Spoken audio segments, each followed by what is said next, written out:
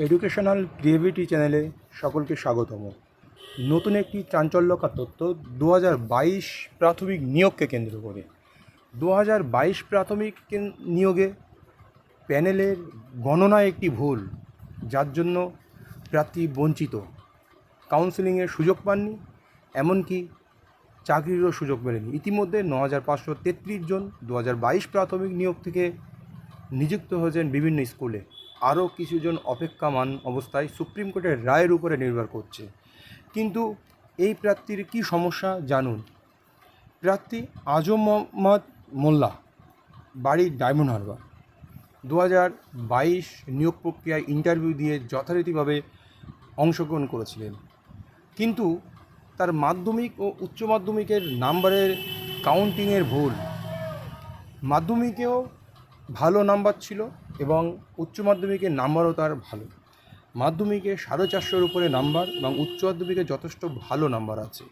যে নাম্বারগুলো সঠিকভাবে গণনা করলে সে প্যানেলে আসতে পারত এবং কাউন্সেলিংয়ের সুযোগ পেয়ে চাকরি মিলে যেত, কিন্তু তার চাকরি জোটেনি কাউন্টিং ভুলের জন্য। পর্ষদের কোন গাফিলতিতে এই সমস্যা হলো, এই নিয়ে কলকাতা হাইকোর্টে মামলা হয়েছিল এবং আজ 26শে জুলাই সেই মামলা ওঠে বিচারপতি অমৃত সিনহার বেঞ্চে, এবং অমৃত সিনহার বেঞ্চে মামলা ওঠে।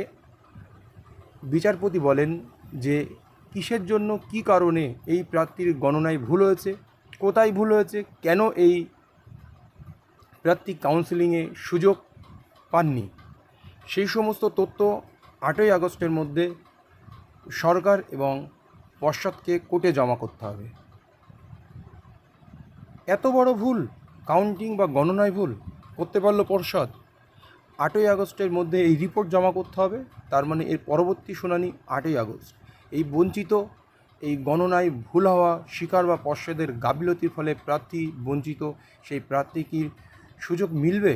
সে কি শেষ পর্যন্ত তার চাকরিটি পেয়ে যাবে?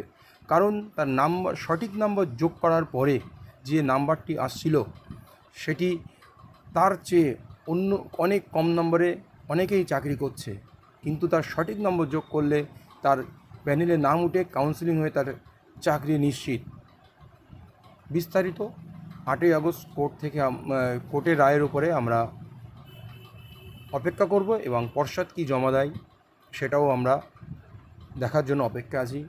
একটাও বঞ্চিত প্রার্থী বা এইভাবে পর্ষদের গাফিলতিতে কোনো প্রার্থী সমস্যার শিকার হয়, এটা আমরা কেউ চাই না। ধন্যবাদ।